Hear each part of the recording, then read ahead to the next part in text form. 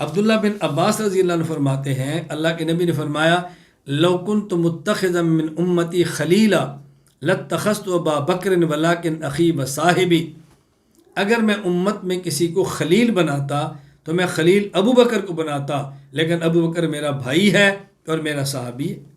کیا مطلب؟ خلیل خلت سے ہے۔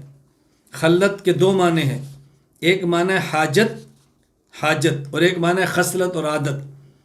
یہاں خلت حاجت سے ہے، یعنی اگر میں کسی شخص کو ایسا بناتا کہ اپنی ساری حاجات اس کے سامنے رکھتا تو وہ ابو بکر تھا، لیکن میں نے چونکہ اپنی ساری حاجات اللہ کے سامنے رکھ دی ہیں، اس لیے میں خلیل کی بجائے اس کو بھائی اور صحابی کہہ رہا ہوں۔ اور قرآن کریم میں جو ابراہیم کو خلیل اللہ کہا گیا، ابراہیم خلیل ہے، یہ بات سمجھنا، ابراہیم خلیل اللہ، وہ خلیل ہے نا، کیوں؟